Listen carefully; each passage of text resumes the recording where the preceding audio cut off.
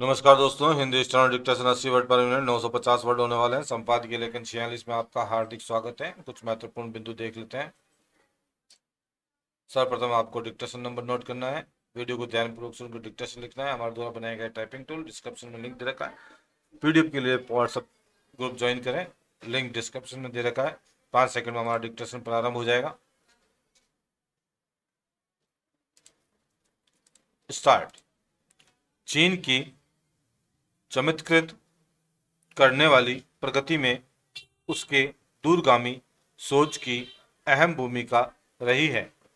चीन ने शोध एवं विकास यानी R&D में काफी पहले से निवेश करना प्रारंभ कर दिया था। इससे कम लागत में प्रतिस्पर्धी उत्पाद तैयार करने की उसने जो क्षमता हासिल की, उससे वह वैश्विक विनिर्माण बाजार का सिरमौर बन गया। पहला चेंज, चीन ने सरकारी स्वामित्व वाले उपक्रमों की व्यवस्था से नवाचार केंद्रित आर्थिकी की और कदम बढ़ाने आरंभ किए। इसका परिणाम हुआ वे अलीबाबा और BID जैसी दिग्गज कंपनियां के रूप में सामने आया। ऐसी कंपनियों की सूची अंतहीन दिखती है। चीन अपनी GDP का 2.6% R&D पर खर्च करता है, जो दर्शाता है कि वह भविष्य की अपनी महत्वाकांक्षी योजनाओं को मूर्त रूप देने के लिए कितना गंभीर है। पहला चेंज, भारत ने भी बीते एक दशक के दौरान इस मोर्चे पर काफी प्रगति की है, लेकिन निवेश एवं उत्पादन के लिहाज से वैश्विक प्रतिस्पर्धियों की तुलना में यह अभी भी अपर्याप्त है। भारत अपनी GDP का केवल 0.64 से 0.7% तक R&D पर निवेश कर रहा है। चीन का तो ऊपर उल्लेख है ही, जबकि अमेरिका भी अपनी GDP का 3.47% R&D पर खर्च करता है। पहला चेंज, ये दोनों ही अर्थव्यवस्था भारत की तुलना में बहुत बड़ी है, तो कुल राशि कितनी विशाल होगी, इसका सहज ही अनुमान लगाया जा सकता है। स्पष्ट है कि इस महत्वपूर्ण मद में सीमित निवेश भारत की संभावनाओं को प्रभावित कर रहा है। सीमित निवेश के बावजूद प्रदर्शन को देखा जाए तो वैश्विक नवाचार परिदृश्य पर भारत ने अपनी छाप छोड़ी है। पहला चेंज, ग्लोबल इनोवेशन इंडेक्स की 133 देशों की सूची में 2015 में 81वें स्थान पर रहने वाला भारत 2024 में 39वें पायदान पर पहुंच गया। प्रदर्शन में यह उल्लेखनीय सुधार भारत के विस्तार लेते डिजिटल इंफ्रास्ट्रक्चर, अकादमिक जगत एवं उद्योग जगत के बीच बेहतर होते जुड़ाव और तेजी से बढ़ते स्टार्टअप इकोसिस्टम को दर्शाता है। हालांकि इस प्रगति में वित्तीय प्रतिबद्धताएं अपेक्षित रूप से मेल नहीं खा रही है। पहला चेंज, ऐसे में निजी क्षेत्र को निवेश बढ़ा होगा। सकल घरेलू उत्पाद की दृष्टि से R&D में अभी निजी निवेश करीब 36.4% के आसपास है, जबकि अमेरिका और चीन जैसी बड़ी अर्थव्यवस्थाओं में निजी क्षेत्र का यह योगदान 75 से 77% के दायरे में है। ऐसे में निजी क्षेत्र की सक्रिय सहभागिता के बिना औद्योगिक क्रांति के मामले में अनुकूल परिणाम प्राप्त होने संभव नहीं। पैराचेंज केंद्रीय वाणिज्य एवं उद्योग मंत्री पीयूष गोयल ने बीते दिनों चीन से तुलना करते हुए भारतीय स्टार्टअप इकोसिस्टम को सही आईना दिखाया है। भारतीय इकोसिस्टम के रुख रवैये पर उनकी चिंता वाजिब है। भारत में भले ही 1.5 लाख से अधिक पंजीकृत स्टार्टअप हों, लेकिन इनमें से अधिकांश ई कॉमर्स, फूड डिलीवरी और गिग इकोनॉमी से जुड़े हैं। पैराचेंज इसकी तुलना में चीन का जोर डीप टेक, एआई और हार्डवेयर इनोवेशन और देसी टेक दिग्गजों के निर्माण पर है। इसमें भारत के अपेक्षाकृत रूप से पिछड़ने का संबंध केवल आकांक्षाओं से न होकर ढांचागत रूप से जुड़ा है।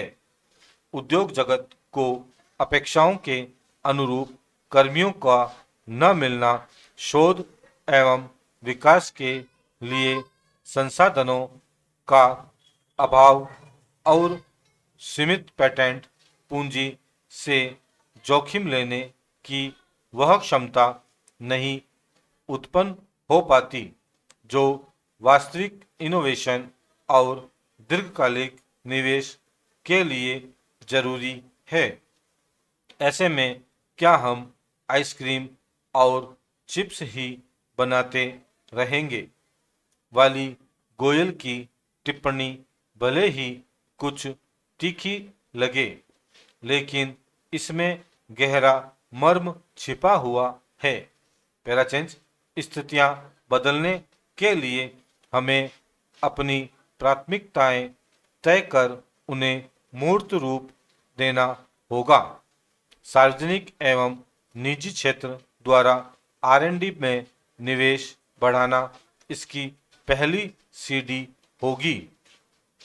हमें सुनिश्चित करना होगा कि R&D में निवेश दीर्घकालिक आर्थिक वृद्धि को गति देने वाला हो, नवाचार बढ़ाए, नए उद्योग के उद्भव का आधार बने, उत्पादकता बढ़ाए और उच्च स्तरीय रोजगारों का सृजन करें।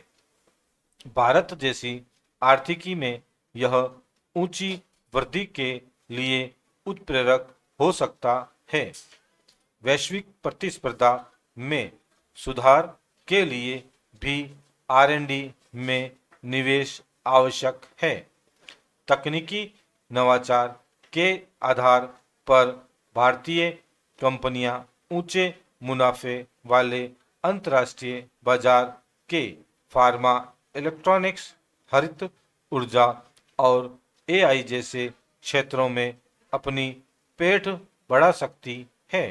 पैराचेंज एक मजबूत R&D ढांचे के अभाव में भारत विदेशी तकनीकों पर निर्भर होकर वैश्विक आपूर्ति श्रृंखला में पिछड़ जाएगा।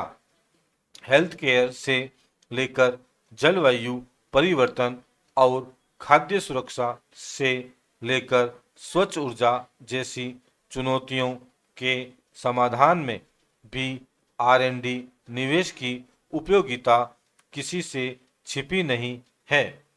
इसमें जहां सरकारी निवेश सार्वजनिक प्रणाली और राष्ट्रीय मिशनों में उपयोगी होगा, तो निजी क्षेत्र का निवेश किफायती और दायरा बढ़ाने वाले नवाचारों में लाभकारी होगा।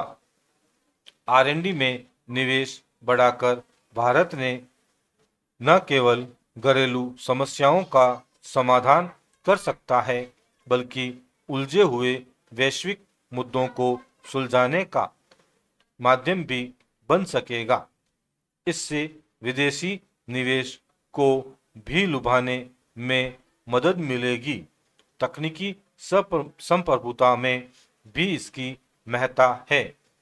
याद रहे कि रक्षा, अंतरिक्ष, इलेक्ट्रॉनिक्स और फार्मा जैसे क्षेत्रों में स्वदेशी तकनीकी विकास से ही आत्मनिर्भर भारत जैसे अभियान को सफलता मिल सकती है। घरेलू R&D क्षमताओं का विकास आयात पर निर्भरता घटाने के साथ ही आर्थिकी को बाहरी झटकों से बचाने में ढाल का काम करता है। यह विज्ञान एवं प्रौद्योगिकी में राष्ट्रीय क्षमताओं को बढ़ाने के साथ ही अकादमिक उत्कृष्टता का भी आधार बनता है।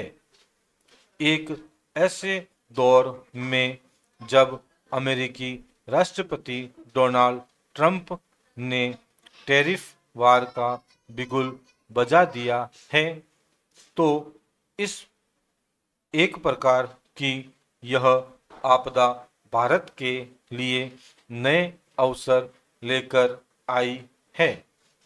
भारत के प्रमुख प्रतिस्पर्धी देशों पर जहां ट्रंप ने ज़्यादा आयात शुल्क लगाया है, तो उसकी तुलना में भारत को कुछ रियायत दी है।